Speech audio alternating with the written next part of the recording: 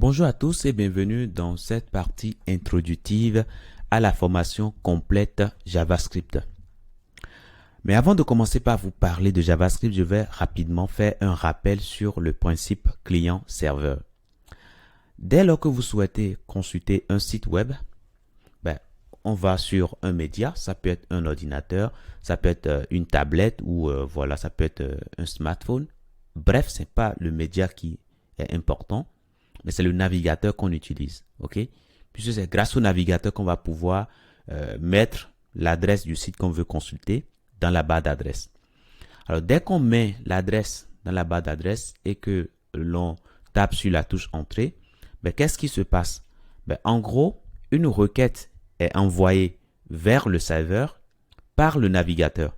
Donc, le navigateur, je tiens à rappeler qu'on l'appelle le client web, okay, parce que c'est lui qui fait les demandes de pages. Donc, le client envoie une requête web au serveur web.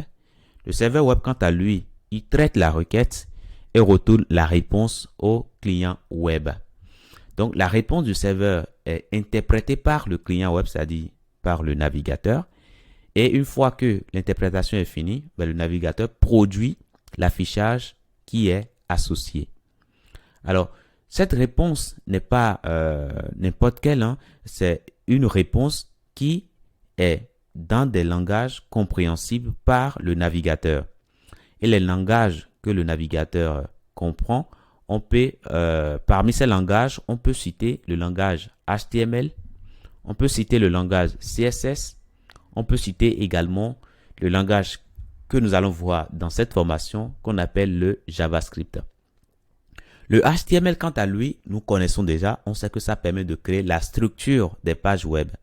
Le CSS, quant à lui, nous connaissons ça également, on sait que ça permet de créer la présentation des sites web. Mais à quoi sert concrètement le JavaScript que nous allons voir aujourd'hui? JavaScript, quant à lui, c'est un langage de programmation sous forme de script. On l'utilise généralement dans la création des sites web.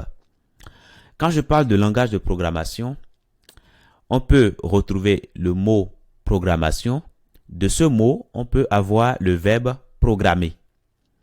Et quand on prend le verbe programmer, on peut avoir des synonymes comme planifier, ordonner, administrer, etc. Donc, JavaScript va nous permettre tout simplement d'administrer ou bien de planifier ou bien de programmer des actions ou bien des tâches qui vont se réaliser sur notre site à des moments prédéfinis. Donc voilà en gros ce à quoi sert le langage JavaScript. Contrairement au HTML et au CSS qui nous permet de créer du contenu statique, grâce au JavaScript, on va pouvoir créer un site web qui sera interactif. C'est-à-dire qu'il va pouvoir réagir aux actions des utilisateurs, qui va pouvoir faire des choses en toute autonomie sans qu'il n'y ait quelqu'un derrière pour lui dire fais ci ou fais ça. Ok? Voilà. Donc voilà en gros ce à quoi sert JavaScript. Donc si je prends un exemple sur un site web par exemple, sur le temps d'affichage d'un site web par exemple, on peut dire par exemple lorsque le site web est affiché, au bout d'un tel nombre de secondes, on réalisera une tâche par exemple. Et au bout d'un tel nombre de secondes, on réalisera telle action, etc., etc. Donc bref, on pourra définir des tâches qui vont se réaliser en fonction des moments prédéfinis. En résumé, JavaScript est un langage qui est exécuté côté client, c'est-à-dire sur le navigateur. Donc quand votre navigateur lance une requête vers le serveur pour récupérer, par exemple, les informations sur un site, le serveur ne se préoccupe pas de chercher à comprendre ce qu'il y a à l'intérieur du code JavaScript. Il retourne le code JavaScript tel quel au navigateur. Et c'est au navigateur maintenant de l'exécuter et de produire ce qui est attendu, du script. Le JavaScript également permet de créer de l'interactivité au sein des documents web. Donc, c'est ce qu'on a déjà dit plus tôt. Voilà. Ça permet de faire en sorte que les documents web puissent réagir en fonction des actions utilisateurs, mais puissent également réagir en fonction du temps en fonction des actions qui sont prédéfinies.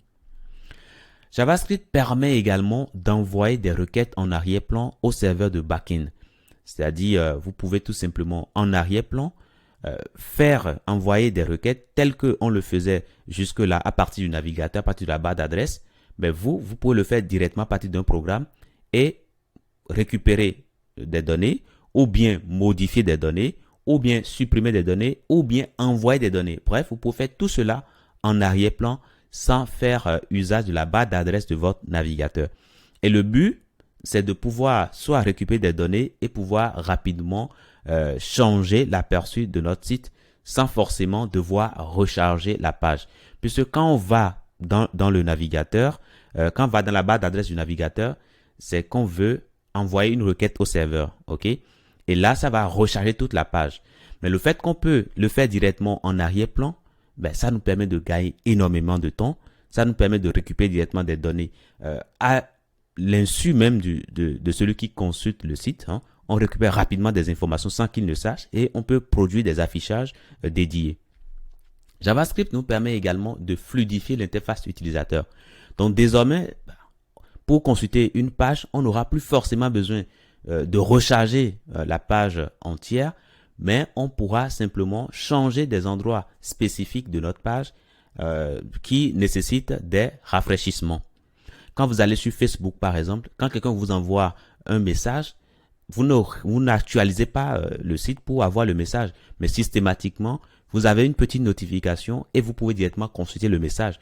Donc, en gros, toute la page ne se recharge pas, mais il y a des endroits précis de la page qui se rechargent en fonction des actions utilisateurs.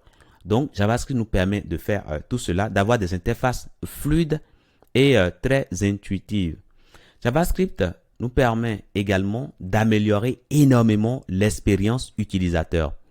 Donc, désormais, on aura des sites web qui seront mieux adaptés et plus faciles à utiliser pour les utilisateurs lambda, ceux qui ne sont pas forcément des informaticiens. Donc voilà, JavaScript n'a que des avantages, mais ça a également quelques inconvénients que nous allons découvrir un peu vers la fin. Mais vu aujourd'hui l'importance de JavaScript, vu l'utilisation qu'on en fait énormément, notamment dans la création des interfaces graphiques, eh bien, beaucoup d'autres librairies et frameworks ont vu le jour pour faciliter alors l'écriture de JavaScript. Donc, au nombre de ces frameworks et bibliothèques, on peut citer jQuery, on peut citer Vue.js, on peut citer Angular, on peut citer React.js, on peut citer Bootstrap, etc., etc. Alors, je ne vais pas dans les détails sur ce que c'est qu'un framework, ce que c'est qu'une bibliothèque, mais ce qui est important à noter, c'est que c'est des paquets qui vous aident à aller plus vite, à ne pas devoir réinventer la roue. Bien entendu, dans la partie avancée de cette formation, nous allons revenir sur les frameworks, sur les bibliothèques, voir la différence et voir également ces frameworks et bibliothèques dont je viens de vous parler. Donc voilà pour ce que je peux vous dire dans la partie introductive. Je vous dis merci et à tout de suite dans la première section de la formation.